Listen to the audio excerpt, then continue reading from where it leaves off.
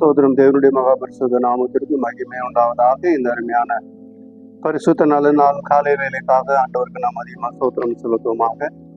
இந்த நாளிலும் ஆண்டவருடைய பாதத்தில் கடந்து இறைவனை தொழுது கொள்ள பணிந்து கொள்ள சேவித்து ஆராதிக்க தேவன் கொடுத்த நாள் சிலாய்க்கத்திற்காக அருமை ஆண்டவருக்கு நாம் அதிகமாக சோதரம் செலுத்துகிறோம். நான் நிர்மூலம் ஆகாதிருக்கிறது கர்த்தருடைய கிருபையே, அவருடைய இரக்கங்களுக்கு முடிவில்லை என்று சொல்லி இருக்கிறபடி கர்த்தருடைய கருணாமோடு கூட இருந்து எல்லா விதமான தீமைகளுக்கும் தீங்குக்கு விலக்கி காத்துக்கொண்டு இந்த நாளிலும் ஆண்டவருடைய பாதத்திலே கடந்து வரும்படியான பாக்கியத்தை தேவன் கொடுத்த நாள் சிலாக்கியத்திற்காக தேவனுக்கு சோத்திரம் செலுத்துவோமாக. இந்த நாளிலும் கர்த்தருடைய ஆவியானவர் நம்ம காண்பிக்கிற வேத பகுதியை வாசித்து தேவனுடைய ஆசீர்வாதங்களை பெற்றுக்கொள்வோம். நாவை குறித்து கர்த்தர் இந்த நாளிலே நம்மோடு இடைப்படுவதற்காக தேவனுக்கு சோத்திரம் செலுத்துவோமாக. தேவனுடைய மகாபரிசுத்த நாமத்திற்கு மகிமை உண்டதாக. சங்கீத புஸ்தகம் 52வது சங்கீதத்திலே தாவீது பாடும் பொழுது அவர் விதமாக பாடுகிறதை பார்க்கிறோம். 4வது வசனத்தை வாசிக்கலாம். 52வது சங்கீதம் 4வது வசனத்திலே,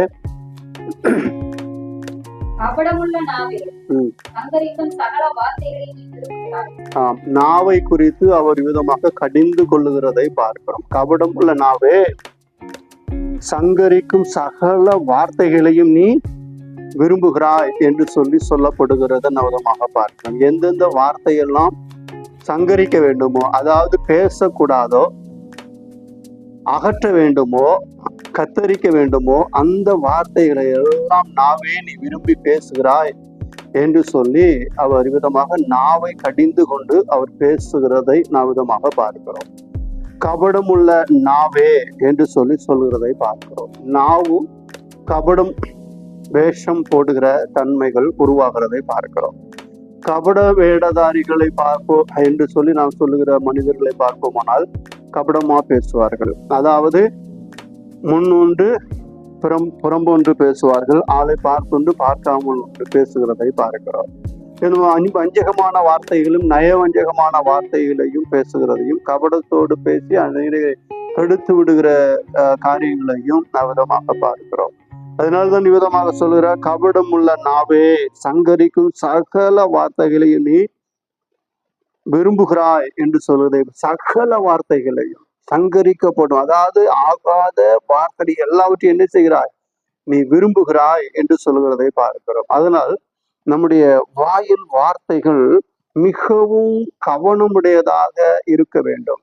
அதாவது நாம் பேசுகிற ஒவ்வொரு வார்த்தைக்கும் நாம் கணக்கு கொடுக்க வேண்டும்.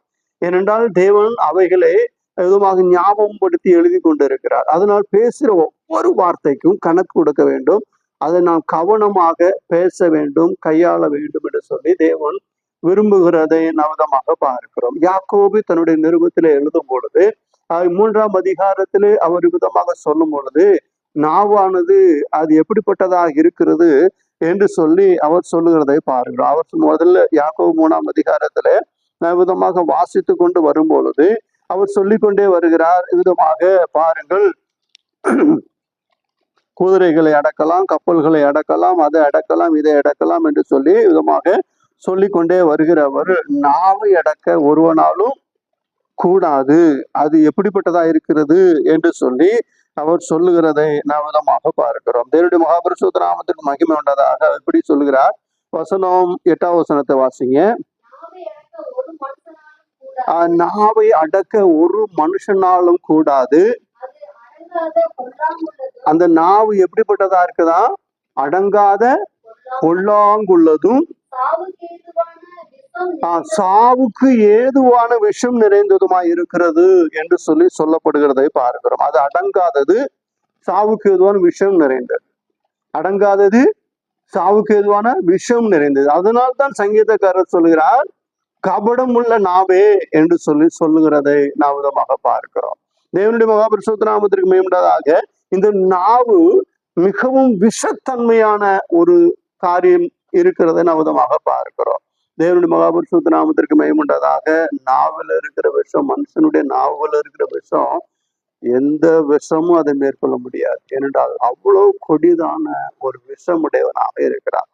நீதிமொழிகளை வாசிக்கிறோம், பட்டை குத்துகோல் போல் பேசுகிறவர்களும் உண்டு. அப்போ பேசுகிற அந்த வார்த்தை இருக்குது அல்லவா, அது குத்தி இந்த பக்கம் குத்துனா அந்த பக்கம் கொடைஞ்சி புண்ணாகி காலம் பூரா மறக்க முடியாத அளவு பேசுகிற வார்த்தைகள் இருக்கிறதை பார்க்கிறோம். அதனால வள்ளுவர் சொல்லும் பொழுது, இனிய உளவாக இன்னாத கூறல் கனி இருப்ப காய் கவர்ந்தற்று. இனிய உளவாக உலகத்துல, இந்த அருமையான உலகத்துல எவ்வளவோ நல்ல நல்ல அருமையான வார்த்தைகள் இருக்கும் பொழுது, ஆகாத போகாத ஒண்ணுத்துக்கும் உபயோகப்படாத வார்த்தைகளை நீ ஏன் பேசுகிறாய் என்று சொல்கிறதை பார்க்கிறோம்.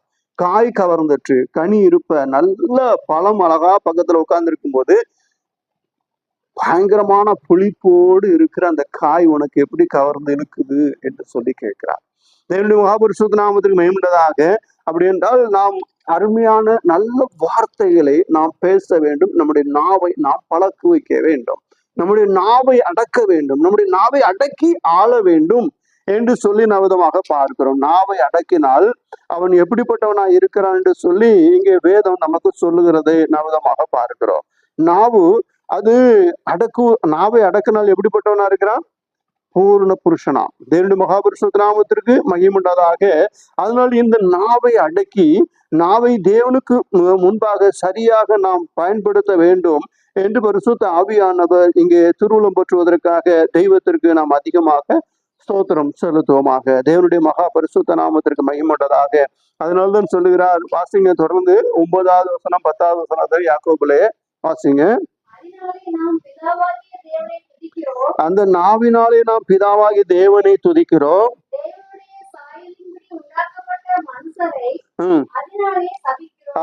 தேவனை நாம் துதிக்கிறோம். தேவனுடைய சாயலில் தேவனை துதிக்கிறோம்.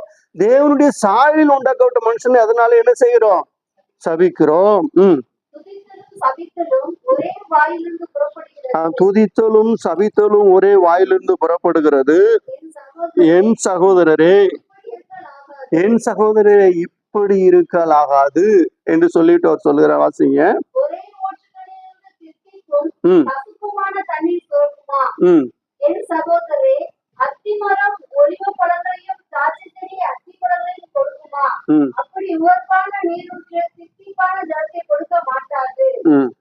உங்களில் ஞானியும் விவேகமா இருக்கிறவன் எவனோ அவன் ஞானத்துக்குரிய சாந்தத்தோட தன் கிரியைகளை நல்ல நடக்கையினாலே காண்பிக்க கடவன் என்று சொல்லி அவர் சொல்லுகிறதை பார்க்கிறோம். நல்ல நடக்கத்தோட காண்பிக்க கடவன். ஞானமுள்ளவர்களாக நடந்து கொள்ள வேண்டும். பேய்த்தனத்துக்குரிய காரியங்களை செய்யக்கூடாது என்று, ஜென்ம சுபாவத்துக்குரியதும் பேய்த்தனத்துக்குரிய காரியங்களும் செய்யக்கூடாது.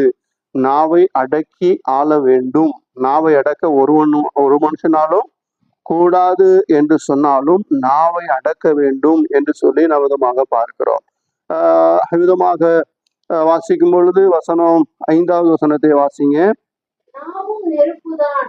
5வது வசனம்.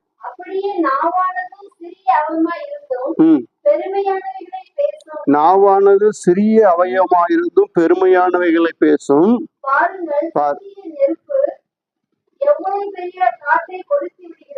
நாவும் நெருப்பு தான். நாவும் நெருப்பு தான் என்று சொல்லப்படுகிறதை பார்க்கிறோம். அப்படியே நாவானது சிறிய அவயமா இருந்தும் பெருமையானவைகளை பேசும். நிறைய பேர் பேசுறது பெருமையா தான் பேசுவாங்க.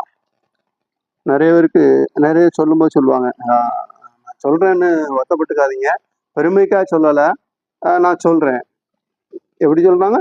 பெருமைக்காக சொல்லலை, நான் சொல்றேன். நீ பெருமைக்கு தான் சொல்ற. நான் என்ன சொல்றது? பெருமையானவைகளை காண்பிக்கிறதாக இருக்கிறது. பெருமைப்படுத்தி பேசணும்னா அது என்னமோ இனிப்பு சாப்பிட்ற மாதிரி ரொம்ப தித்திப்பா இருக்குது. ஆனா உள்ளதை உள்ளதென்றும் இல்லதை இல்லதென்றும் சொல்லுங்கள், இதற்கு மிஞ்சினது தீமையினால் தீமை யாரு? பிசாசு. பிசாசினால் உண்டாயிருக்கிறது. அப்படி என்றால் பிசாசுடைய காரியங்கள், பிசாசுடைய நோக்கங்கள் நம்முடைய நாவல என்ன செய்யக்கூடாது? வரக்கூடாது. பிசாசு விதமாக நம்முடைய நாவின் மூலமாக தீமையான காரியங்களை செய்ய முடியும், பேச தூண்டுவான். நாம் கவனமாக நாவை காத்து கொள்ள வேண்டும். நாவை அடக்கி ஆள வேண்டும் என்று சொல்லுகிறதை பார்க்கிறோம். வாசிங்க. அப்படியே நாவானதும் பெருமையானவைகளை பேசும். பெருசு 6வது வசனத்தை பாருங்க. நாவும் நெருப்புதான். அங்கே 5வது வசனத்துல வாசிக்கும் சிறிய நெருப்பு எவ்வளவு பெரிய காட்டை கொளுத்து விடுகிறது பாருங்கள் என்று சொல்லிவிட்டு 6வது வசனத்துல என்ன சொல்லுகிறார்? நாவும் நெருப்புதான். அது என்ன உலகம்? அநீதி நிறைந்த உலகம். வாசிங்க.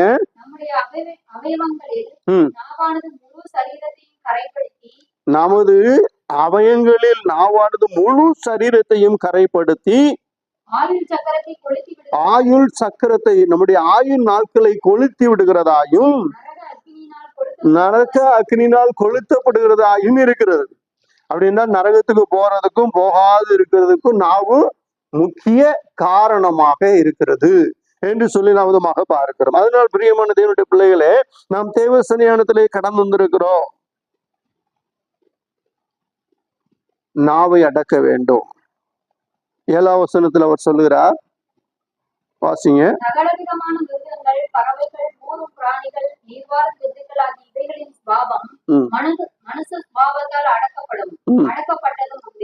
மனுஷ சுபாவத்தில் அடக்கப்படுறதும் உண்டு, அடக்கப்பட்டதும் உண்டு. அப்படியானால் நாவை அடக்க ஒரு மனுஷன் கூடாது என்று சொன்னாலும் நாவை அடக்கி ஆள வேண்டும். நாவை யாரெல்லாம் அடக்கி ஆளுகிறார்களோ அவர்கள் எப்படி ஒரு சொல் தவறாதவனானால் பூரண புருஷனா இருக்கிறான் என்று சொல்லி வேதம் சொல்லுகிறது அல்லவா?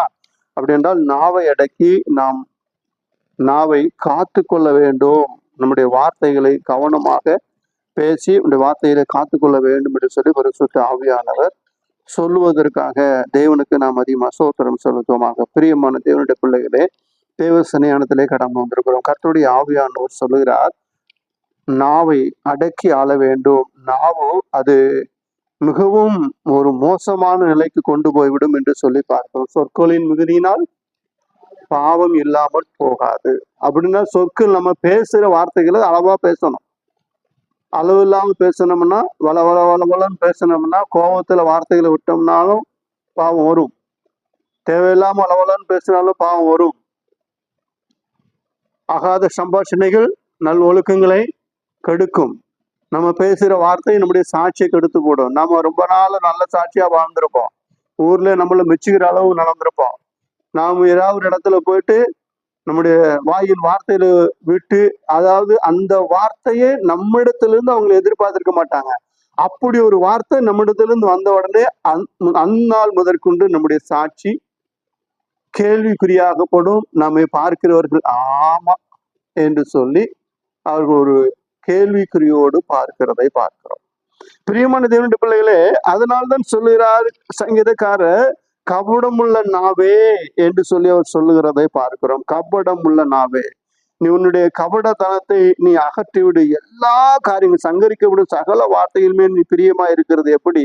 அதனால நீ மிகவும் கவனமாக உன்னை காத்துக்கொள் என்று சொல்லி பரிசுத்த ஆவியானவர் சொல்லுவதற்காக தேவனுக்கு நாமும் அதிகமாக ஸ்தோத்திரம் செலுத்துவோமாக. தேவனுடைய மகா பரிசுத்த நாமத்திற்கு மகிமுண்டதாக. அதனால் பிரியமான தேவனுடைய பிள்ளைகளே, நாம் தேவ சன்னிதானத்திலே கடந்து வந்திருக்கிறோம். கர்த்தருடைய ஆவியானவர் விரும்புகிறது நம்முடைய நாவை காத்து கொள்ள வேண்டும். நீதிமொழிகள் புஸ்தகம் 18ஆம் அதிகாரத்திலே விதமாக வாசிக்கும் பொழுது 20-21 அந்த வசனங்களை வாசிக்கும் பொழுது, அவனவன் வாயின் பலனால் அவனவன் வயிறு நிரம்பும், அவனவன் உதடுகளின் விளைவினால் அவன் திருப்தி ஆவான். மரணமும் ஜீவனும் நாவின் அதிகாரத்தில் இருக்கிறது, அதில் பிரியப்படுகிற கனியை புசிப்பார்கள் என்று சொல்லி இருக்கிறதை பார்க்கிறோம். மரணமும் ஜீவனும் நாவின் அதிகாரத்தில் இருக்கிறது. மரணம் வேண்டுமா ஜீவன் வேண்டுமா, அதன் கனியை புசிக்கும்படி விதமாக எதில் பிரியமா இருக்கிறோமோ அதை புசிப்பார்கள் என்று சொல்லி வேதம் சொல்லுகிறதை பார்க்கிறோம். பேசுகிற வார்த்தைகளை கவனமாக பேச வேண்டும். நாம் பேசுகிற ஒவ்வொரு வார்த்தைகளுக்கும் நாம் கணக்கு கொடுக்க வேண்டும் தேவனிடத்துல. நம்ம யாரு பார்க்கிறா, யாரு கேட்கிறா, நான் வச்சேதான் ராஜ்யம், நான் பேசுனதா சட்டம் அப்படிங்கிறதுக்காக அல்ல. குடும்பத்துல பேசுதா இருந்தாலும், வெளியில பேசுதா இருந்தாலும், பிள்ளையிடத்துல பேசுதா இருந்தாலும், பெற்றோரிடத்துல பேசுதா இருந்தாலும், யார் யார்கிட்ட பேசுதா இருந்தாலும் கவனமாக பேச வேண்டும் என்று சொல்லி தேவ ஆவியானவர் விரும்புகிறதை பார்க்கிறோம். தேவனுடைய மகாபரிசுத்த நாமத்திற்கு மகிமை உண்டாவதாக. இனிய சொற்கள் எப்படி இருக்குமா? தேன்கூடு போல இருக்கும். இனிய சொற்கள் எலும்புகளையும் நொறுக்கும். அப்படி என்றால் இனிய சொற்களாக நல்ல வார்த்தைகளை நாம் பேசி நல்ல காரியங்களை நாம் காண்பிக்க வேண்டும். தேவனுடைய மகாபரிசுத்த நாமத்திற்கு மகிமை உண்டாவதாக. சிலர் பேசுற வார்த்தைகள்லாம் ஆகாத வார்த்தைகளா இருக்கும். ஏன் இப்படி பேசுறாங்க, என்ன ஆச்சு இவங்களுக்கு அப்படின்னு சொல்லி நாம் பார்ப்போம்னால், இயேசுநாதர் விதமாக சொல்லுகிறார். அவர்கள் உள்ளத்துல என்ன இருக்கான்? அந்த வார்த்தைகள்லாம் நிறைஞ்சு போய் இருக்கிறான். நிறைஞ்சு போய் இருக்கிறதுனால அது என்ன செய்யுமா? நிறைஞ்சு போச்சுன்னா என்ன செய்யுமா? அது வெளியே வரும் என்று சொல்லி நாம் விதமாக பார்க்கிறோம். அப்படி என்றால் நாம் பேசுகிற வார்த்தைகள் ஆகாததா இருக்கு. அப்படி வீணான வார்த்தைகளை பேசாதபடி கவனமா இருக்க வேண்டும். அப்படி பேசுகிற வார்த்தைகளை குறித்து கணக்கு ஒப்புக்க வேண்டும் என்று சொல்லி இயேசு நம்முடைய ஆண்டவராகிய தேவன் சொல்லி இருக்கிறார். மத்தேயு எழுதின சுவிசேஷம் 12ஆம் அதிகாரம் 36வது வசனத்துல வாசிக்கும் பொழுது அவர் விதமாக சொல்லுகிறார்.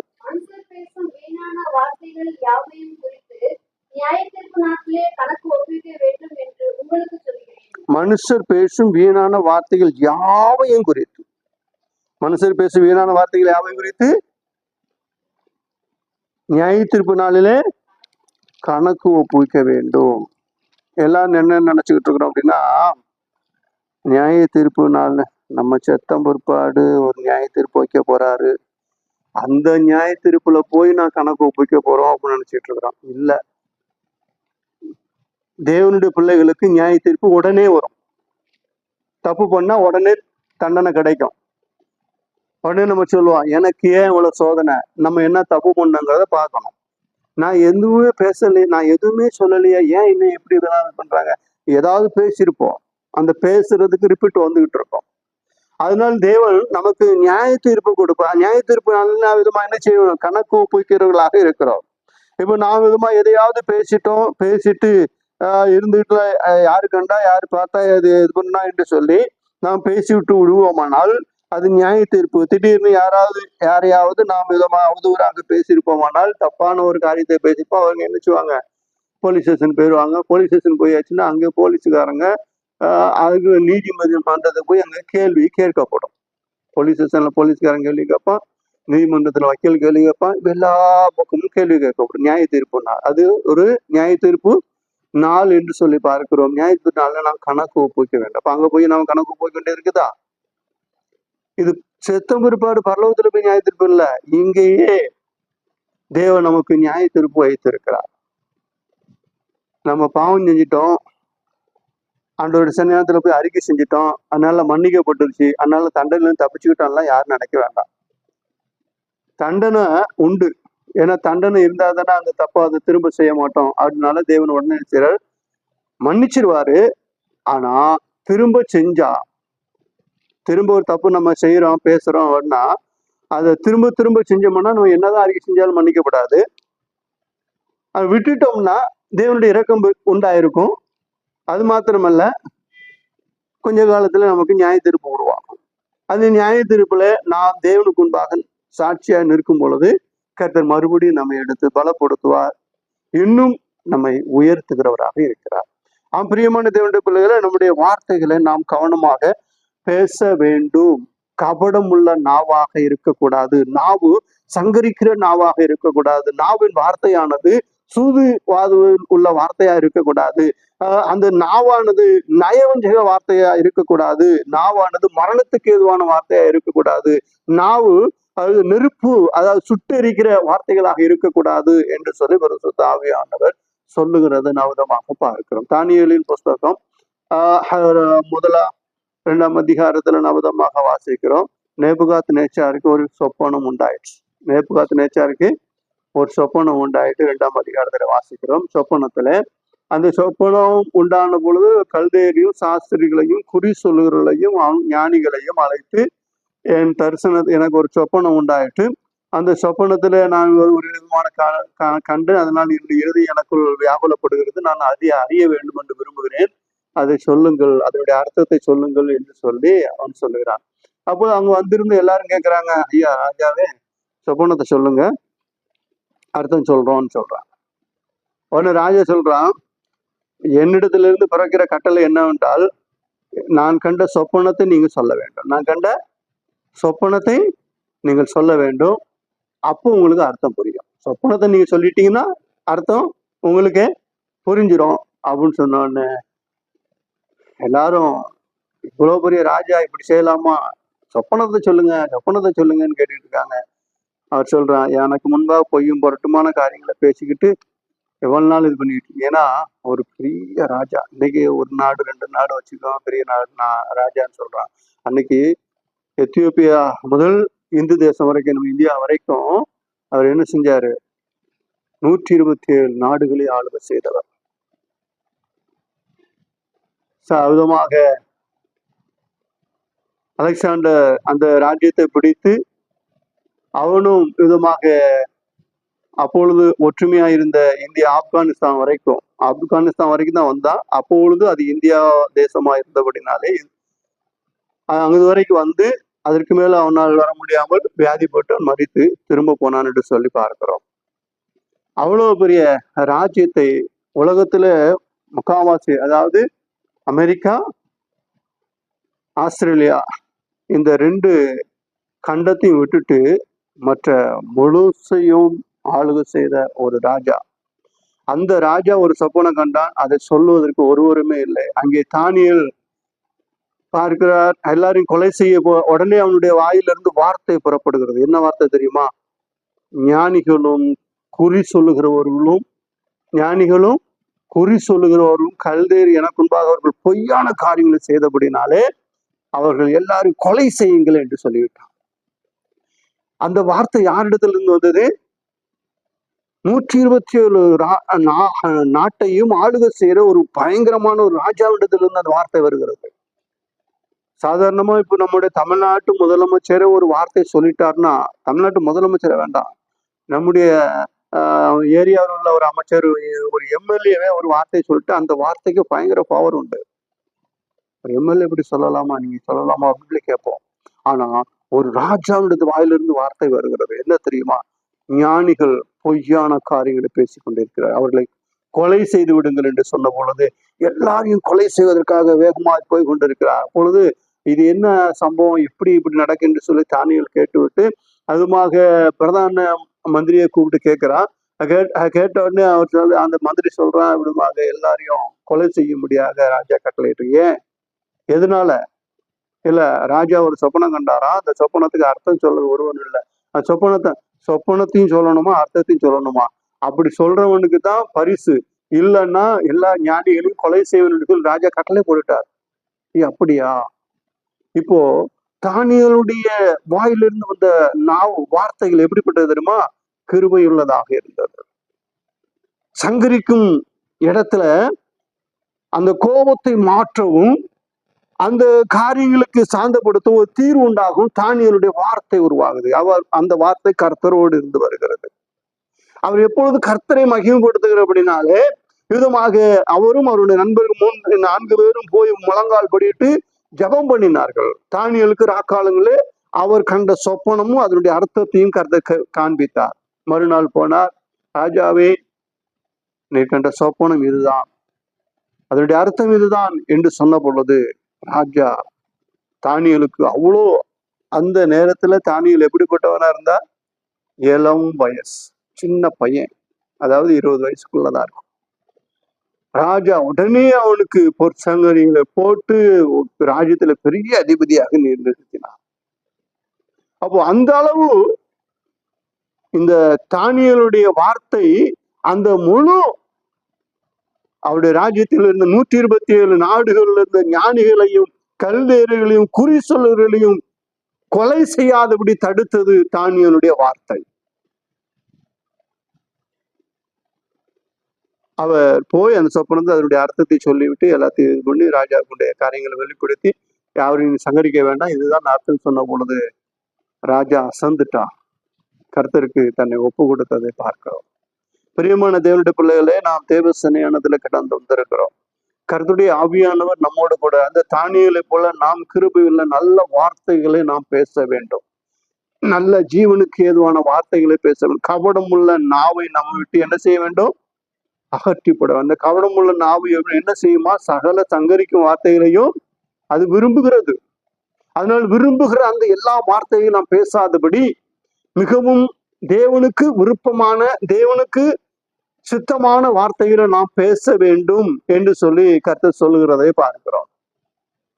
சில இடங்கள்ல கணவனுக்கு மனைவிக்கு சண்டை வந்துச்சுன்னா என்ன பேசுதுன்னே தெரியாம மனைவியை பார்த்து கணவன் பேசுறதும், கணவனை பார்த்து மனைவி பேசுகிறதும், ஏ வாடி போடி அவளே இவளே, அந்த இதுல வாயில வர்ற அத்தனை வார்த்தைகளையும் பேசுறது. மனைவியும் சலைச்சு அப்படியா நீ அப்படியே பேசுற, நானும் உன்னை பேசுறேன், நீ அவனே இவன், நீ அவன்டா, நீ இவன், நீ எப்படிடா அப்படிடான்னு சொல்லி எல்லா வார்த்தைகளும்.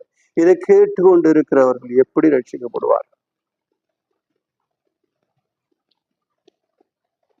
தேவனுடைய மகாபரிசுத்த நாமத்திற்கு என்பதாக மனைவியானவளை நீ புருஷனை எப்படி ரட்சித்துக் கொள்ளும்? நல்ல நடக்கையினால் அல்லவா அவளை நீ ரட்சித்துக் கொள்வாய். புருஷனையும் மனைவியை எப்படி ரட்சித்துக் கொள்வாய்? உன்னுடைய நல்ல நீ அவள் மேல் வைக்கிற அன்பினால் அல்லவா அவளை ரட்சித்துக் கொள்வாய் என்று வேதம் சொல்லுகிறது. ஆனால் வாயின் வார்த்தைகள் சில நேரங்கள்ல என்ன சொல்றாங்க? செருப்புகளை தேடிப்பேன், தொடப்பத்துக்கு எடுத்து அடிப்பேன், நாய பேய, சர்வசாதாரணமா பேசுகிறது. பிள்ளைகளை பார்த்து பேய, நாய, எருவு மாடு, கழுத, கன்னிக்குட்டி, பன்னிக்குட்டி, கழுத குட்டி எல்லாம் கூப்பிடுறது. இந்த வார்த்தைகளை நாம் கவனமாக பயன்படுத்த வேண்டும். வார்த்தைகளை கொண்டு பிள்ளைகள் அனிமல்ஸ் பேர்லாம் வச்சு பிள்ளைகளை கூப்பிடக்கூடாது. ஏ எருவு மாட, ஏ நாய, ஏ பேய. ஒரு வீட்டுக்கு ஒரு பாஸ்டர் ஜெபம் பண்ண போனாராம். ஜெபம் பண்ண போனா அந்த அம்மா அடிபட்டு வீட்டுல கிடந்தாங்க. அடிபட்டு எல்லாம் எல்லாம் கட்டு போட்டு பத்துலாம் போட்டு முகமெல்லாம் வீங்கி இருந்தாங்க. பாஸ்டர் போய் ஜெபம் பண்ண போனது. என்னம்மா ஏதாச்சு? ஒன்றும் இல்லையா, போனேன், தடிக்கு விழுந்துட்டேன்யா அப்படின்னு. தடிக்கு விழுந்தீங்களா என்ன? ஆமாயா, எப்பவும் போலதான் அந்த மனுஷன் அடிச்சு விட்டாரியா. அப்படியா, சரி, எதனால அடிச்சாரு? என்ன பண்ண, அந்த மனுஷன் குடிக்கார மனுஷன், அவன் அப்படித்தான் செய்யறான் அப்படின்னு சொல்லி இந்த அம்மா தன்னுடைய தவறு என்ன செய்யல, சொல்லவே இல்லை. ஐயோ பாவம், அந்த மனுஷன் குடிச்சு போட்டு இப்படி போட்டு அடிக்கிறாரோ அப்படின்னு சொல்லி இந்த பாஸ்டர் இந்த சகோதரிக்கு சாதகமா ஆண்டவரே அவரு குணமாக்கும், அந்த மனுஷன் ரட்சியும் அப்படின்னு சொல்லி ஒரு ஜெபம் பண்ணிட்டு இருக்கும்போது கர்த்தர் வெளிப்பாடு கொடுத்துருக்காரு. அந்த வெளிப்பாட்டுல இந்த அம்மா வீட்டுக்குள்ள உட்காந்துட்டு வெளியே பிசாசு வந்துகிட்டு இருந்திருக்கான். வாசல்ல வந்து நின்றுட்டு இருக்கான் பிசாசு. இந்த அம்மா சொல்லிச்சு, பிசாசு உள்ளவா அப்படின்னு சொல்லி கூப்பிட்டுச்சான். பிசாச உள்ளவா அப்படின்னு சொல்லி கூப்பிட்டுச்சான். உள்ள வந்த பிசாசு கோபத்துல போட்டு அடின்னு அடி. இதான் வெளிப்பாடு. அடின்னு அடிச்சு கண்ணுன்னு தெரியாம அடிச்சு போட்டு போயிட்டான். இது என்னடா அது, இந்த அம்மா புருஷன் அடிச்சாங்கிறது பிசாசு அடிச்ச மாதிரி தெரியுது, என்ன விஷயம், என்ன நடந்துச்சு அப்படின்னு சொல்லிட்டு, உங்க வீட்டுக்கார எதுவும் பட்ட பெயர் வச்சு கூப்பிடுவீங்களா? அது வந்தியா பையன் சொல்லிட்டான். ஆமாய்யா, எங்க அப்பாவை எங்க அம்மா எப்பவுமே என்ன செய்வாங்க, பிசாசுன்னு சொல்லுவாங்க.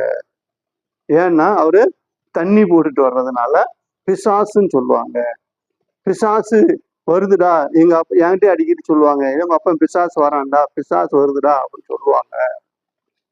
ஏமா அடிக்கப்பட்ட நாள்ல அப்போ உங்க வீட்டுக்காரர் பிசாசு நீ உள்ளவான்னு கூப்பிட்டுருக்கீங்க, பிசாசு உங்களை வந்து அடிச்சிருக்கு, இதான் நடந்திருக்கு, கர்த்தருக்கு எனக்கு காமிச்சுக்க, என்ன நடந்துச்சு சொல்லுங்க. அவ என்ன நடந்துச்சுன்னா, இந்த அம்மா தன் புருஷனுக்கு பட்ட பேரு பிசாசு. பிசாசுன்னு பேர் வச்சு அது எப்பவும் தண்ணி போட்டு வந்து சண்டை போடுறதுனால பிசாசுன்னு பேர் வச்சிருச்சு. சரின்னு ஒரு நாள் என்ன செஞ்சுட்டா, வீட்டுக்குள்ள உட்காந்துருக்கு. வீட்டுக்குள்ள உட்கார்ந்த நேரத்துல மகன் வந்து வாசல்ல நின்றுட்டு வந்துருக்கிறான். டேய் உள்ளவாடா, உங்க அப்பா பிசாசு வர்ற நேரம் ஆச்சுடா, உள்ளவாடா அப்படின்னு சொல்லி கூப்பிட்டு. என்னம்மா? இல்லை, உங்க அப்பா பிசாசு வர்ற நேரம் ஆயிடுச்சுடா, இப்போ உங்க அப்பா வந்துருவான்டா, பிசாசு வர நேரம் ஆயிடுச்சுன்னா தண்ணி போட்டு வர்ற நேரம் வந்துருவான்டா, உள்ளவாடா. இவன் போமான்னு சொல்லிட்டு நின்றுட்டே வந்துட்டான்.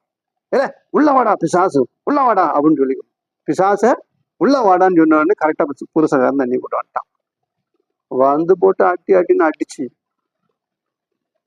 ஆஸ்பத்திரியில போடாத அளவு போட்டு போயிட்டான். அப்போ நம்முடைய வார்த்தைகள் இருக்குது அல்லவா, அது கோபப்படுத்தும்படியான வார்த்தைகள் அது நமக்கு சேதத்தை உருவாக்கும்.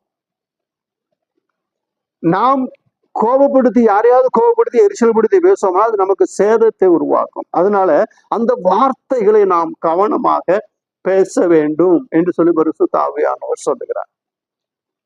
அது மாதிரி பிள்ளைகளை பார்த்து பிள்ளைகளுக்கு நல்ல நல்ல கர்த்தராகிய இயேசுநாதருடைய நல்ல கதைகளும் சரித்திர கதைகளும் நல்ல ஆவிக்குரிய காரியங்களையும் சொல்லணும். இது பிள்ளைகளை பார்த்து எப்ப பார்த்தாலும் அங்க போகாதரா, இங்க போகாதரா, அங்க பேய் இருக்குது, இங்க பூதம் இருக்குது, அங்க அது இருக்குது, இங்க இது இருக்குதுன்னு சொல்லி பயமுறுத்தி வளர்க்கக்கூடாது. இருட்டுக்குள்ள போகாதரா, பேய் இருக்குதா. சில பிள்ளைகளுக்கு இருட்ட பார்த்தானே ஐயோன்னு பயந்து ஓடி வருவாங்க. அப்படி ஒரு பையனை, சின்ன பையன், ஏமா எனக்கு ஒண்ணுக்கு வருதுமா, வெளியே வாமான்னு சொல்லி கூப்பிட்டுருக்கிறான். வாடா அப்படின்னு சொல்லிட்டு போய் ஒண்ணுக்கு, அதாவது இந்த திண்டுக்கல் மதுரை மாவட்டத்துல வழக்கத்தின்படியே மூத்திரம் பேயிடா அப்படின்னு இருக்கான். அம்மா இன்னுமா சொல்றேன், மூத்திரம் பேயிடா அவனுக்கு ஏற்கனவே பேயின்னு சொல்லி அரண்டு கிடக்குறான். மூத்திரம் பேயிடான்னு சொன்னா மூத்திரம் மூடி அவன் கட்டி பிடிச்சான். அப்போ பிள்ளைகளுக்கு சொல்லுகிற வார்த்தைகளையும் நாம் கவனமாக பேச வேண்டும். நம்முடைய வாயிலிருந்து வருகிற வார்த்தையானது அது கபடமுள்ள வார்த்தையாயிராமல், நம்ம வாயிலிருந்து வருகிற வார்த்தையானது அநேகரை போஷிக்கிற வார்த்தையாக இருக்க வேண்டும் என்று சொல்லி பரிசுத்த ஆவியானவர் சொல்லுகிறார். தேவனுடைய மகாபரிசுத்த நாமத்திற்கு மகிமை உண்டாவதாக. நீதிமொழிகள் புஸ்தகம் 31ஆம் அதிகாரத்துல 10வது வசனத்தை வாசிக்கும் போது சோதரம், நீதிமொழிகள் 31ஆம் அதிகார வாசியம் எடுங்க. நீதிமொழிகள் 31.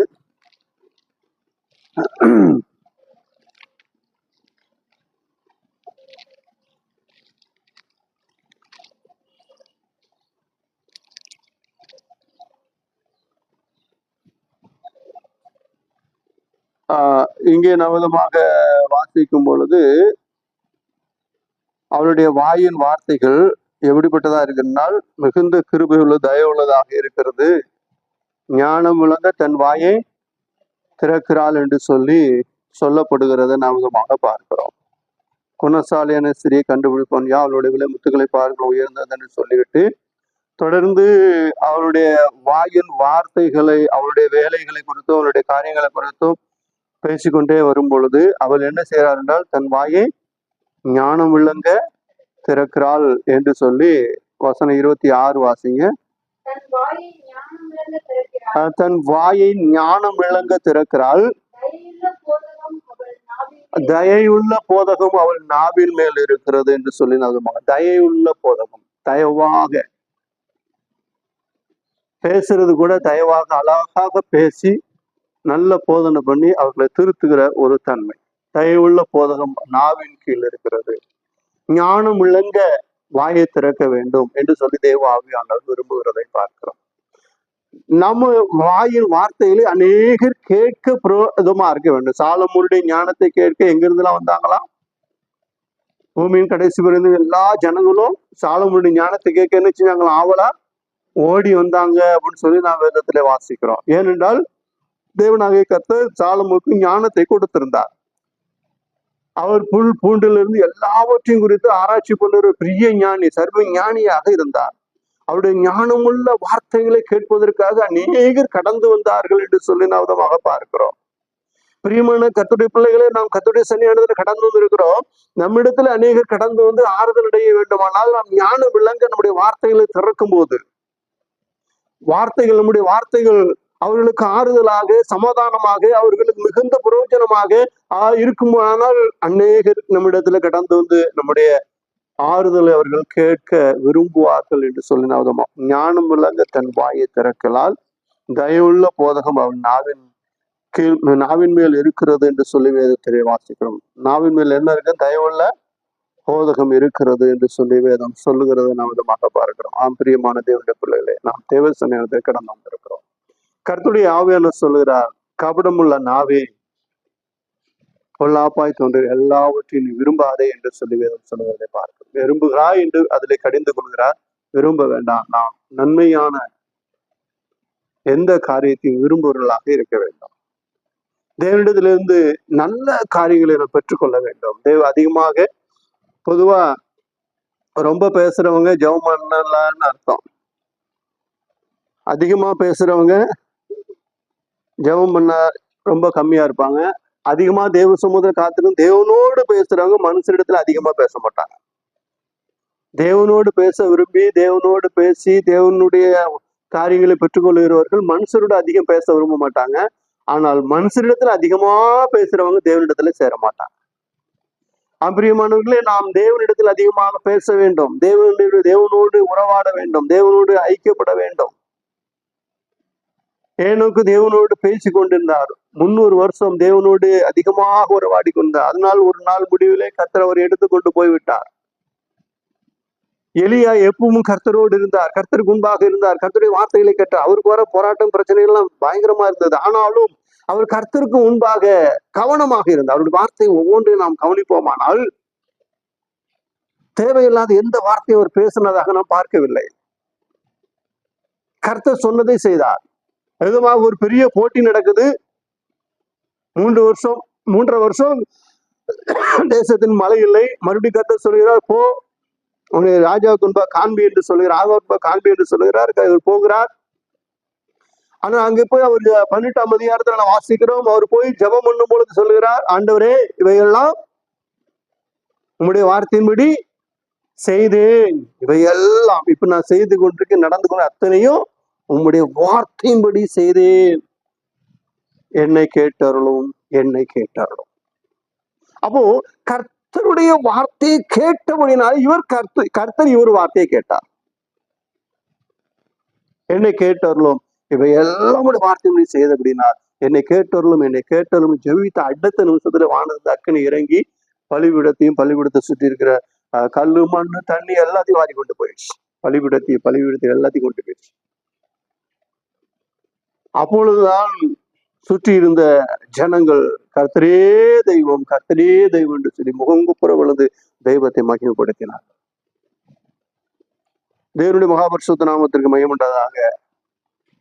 ராஜாவுக்கு முன்பாக போய் நிற்கும் பொழுதும் அவர் சொல்லுகிறார், கர்த்தருக்கு முன்பாக நிற்கிற நான் அவருடைய ஜீவனை கொண்டு சொல்லுகிறேன் என்று சொல்லுகிறதை பார்க்கிறோம்.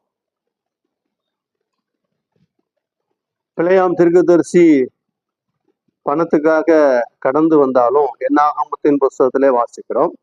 23ஆம் அதிகாரங்களே வாசிக்கிறோம். பிழையாம் பணத்துக்காக கூலி பேசி அவர் கடந்து வந்த பொழுது, பிழையாம் இருந்த தேசம் பாபிலோன்ல அவர் இருந்தார். அங்கிருந்து அவரை அழைத்து கொண்டு வந்தார்கள்.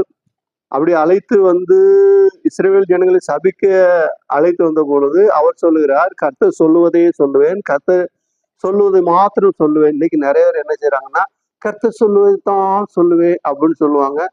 எங்கேயாவது பணம் கொடுத்து வாங்கன்னு கூப்பிட்டா போயிடுவாங்க.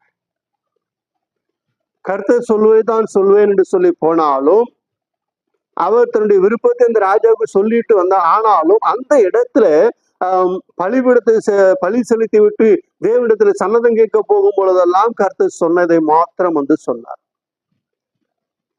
இஸ்ரவேலை ஆசீர்வதிப்பது கர்த்தருக்கு பிரியம் என்று அவர் கண்டு ஆசீர்வதித்தார் என்று சொல்லி பார்க்கிறோம். யாக்கோபுக்கு விரோதமான மந்திரவாதமும் இஸ்ரவேலுக்கு விரோதமான குறி சொல்வதும் இல்லை என்று சொல்லி சொன்னார். அது மாத்திரமல்ல, தேவன் ஒரு விசை சொன்னால் மறுவிசை மாற்றுகிறவர் அல்ல. தேவன் அனுப்புத்திறன் அல்ல. அவர் பொய் சொல்ல மாட்டார். சொல்லியும் செய்யாதிருப்பாரோ என்று சொல்லி அவர் கேட்கிறதை பார்க்கிறோம்.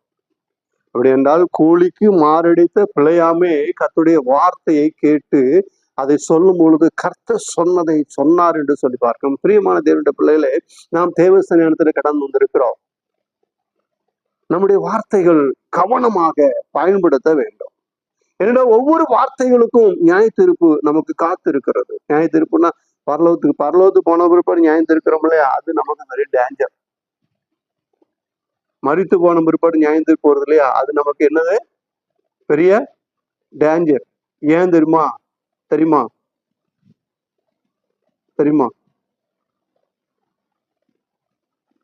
நியாய தீர்ப்பு ஒண்ணு இருக்கு இல்லையா, ஆகாயத்துல ஒரு நியாய தீர்ப்பு இருக்குது. அந்த நியாய தீர்ப்புல போய் நிக்கிறவங்களுக்கு டேஞ்சர்னு சொல்றான். ஏன் தெரியுமா? அந்த நியாய தீர்ப்புல நிற்க போறவங்களே ரட்சிக்கப்படாதவங்க தான். ரட்சிக்கப்பட்டவங்க யாருமே அந்த நியாய தீர்ப்புல நிற்க மாட்டாங்க. ஏனென்றால் ரட்சிக்கப்படுறவங்க இங்கே நியாய தீர்ப்பு, இங்கே நியாய தீர்ப்பு, இங்கே அடி, இங்கே ஒத்த, இங்கே சரி பண்ணி எல்லாத்தையும் சரி பண்ணிடுறாரு. சிலர் சொல்றாங்க இல்லையா, நான் ஆண்டவர் ரொம்ப அன்புள்ளவர், அவர் யாரையும் கைவிட மாட்டார், அவர் வரும்போது நம்ம எல்லாம் உடனே ஒரு நிமிஷத்தை நம்ம எல்லாம் சுத்திகரிச்சு அப்படியே தூக்கிட்டு போயிடுவார். அப்பெல்லாம் போக மாட்டார். நமக்கு சுத்திகரிக்கும்படி, நம்மளை சீர்படுத்தும்படி, சரிபடுத்தும்படி உபதேசத்தையும் அதுக்குரிய காரியங்களையும் நமக்கு பூமியில கொடுத்திருக்கிறார். நம்ம ரட்சிக்கப்பட்டு அவர் வருக வரைக்கும் நமக்கு அந்த காரியம் தான், சுத்திகரிக்கப்படுவதும் சீர்படுவதும் தேவனுக்கு முன்பாக சரிபடுவதும் தான் அந்த காரியத்தை தான் நமக்கு கொடுத்திருக்கிறார். நாம நம்மை சுத்திகரித்து பரிசுத்தப்படுத்தி இயேசுவே வாரும் என்று சொல்லி அழைக்கும் தருவாயில நிற்கும் பொழுது, ஆவியானவர் நமக்காக சாட்சி கொடுத்து இயேசுவே வாரும் என்று சொல்லும் பொழுது அவர் வந்து நம்மை அழைத்து கொண்டு போ. அவர் வரும் பொழுது யாரெல்லாம் அதற்கு ரெடியாக ஆயத்தமா இருக்கோ அவர்கள் ஆகாய மண்டலத்தை அவரோடு கூட போவோம் என்று சொல்லி வேதம் சொல்லுகிறதை பார்க்கிறோம். மரம் மேக்னெட் இருக்குது இல்லையா, ஒரு மேக்னெட் நம்ம எடுத்துக்கிட்டு போய் மண்ணில் அப்படியே தரோம்னா அங்கே நடக்கிற மண், கல், தூசி, துரும்பு இதெல்லாம் வந்து ஒட்டிக்கும். அப்படிதானே? அப்படிதானே?